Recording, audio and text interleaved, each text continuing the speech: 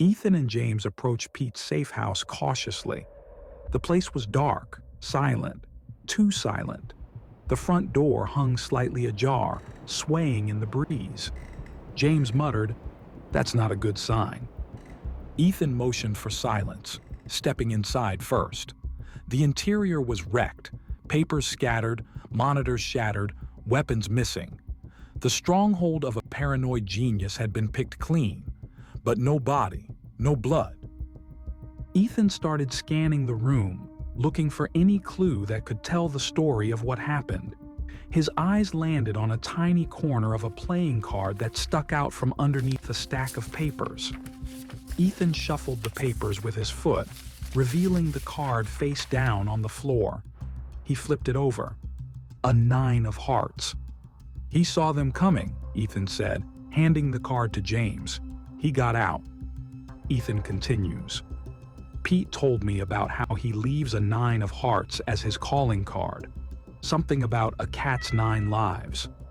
I don't know. He thought it was funny." James exhaled. "So where is he now?" Ethan shrugs. "It's a 9 of hearts, not a GPS location." Before they could process their next move, headlights flooded the room. The low rumble of engines filled the street. "They were waiting for us," James said. Ethan grabbed the duffel. "Then let's not disappoint them." The moment they exited the safe house, gunfire erupted.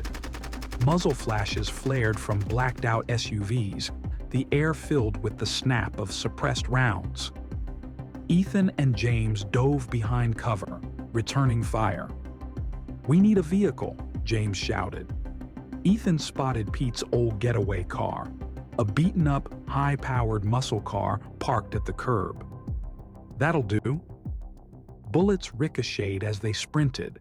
Ethan slid across the hood, firing back at their attackers while James yanked the driver's door open. "Drive!" Ethan barked as he jumped into the passenger seat. James floored it.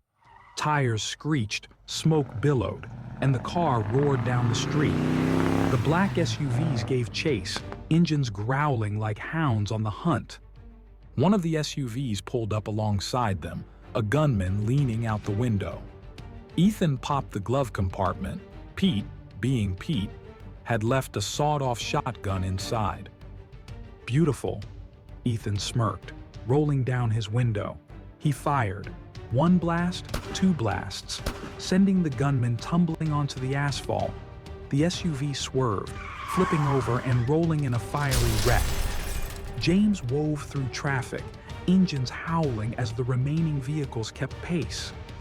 "We can't outrun them forever." Ethan scanned ahead. The freeway was packed, but there was an off-ramp leading to an industrial shipping yard.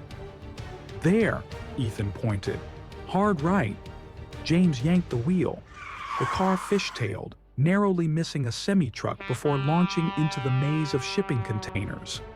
The SUVs followed, headlights slicing through the steel labyrinth. The narrow paths forced them into single file, exactly what Ethan wanted.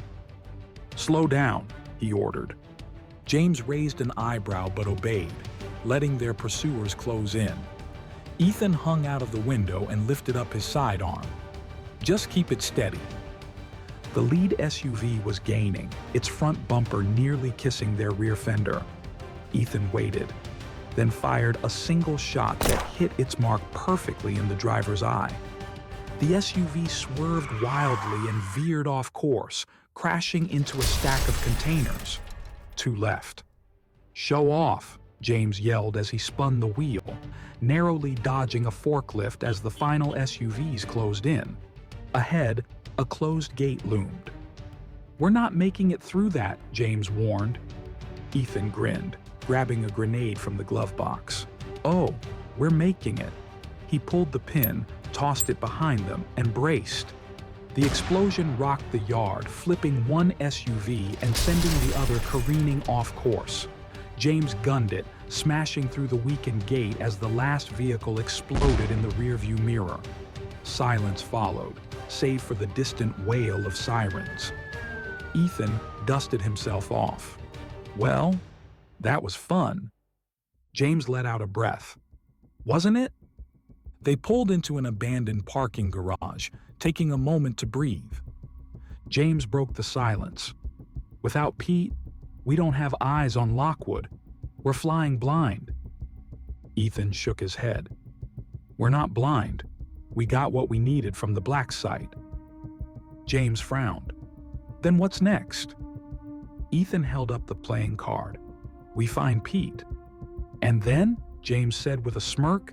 He had a look in his eye that said he knew Lockwood's time had just expired. Ethan smiled. Then we finish what we started.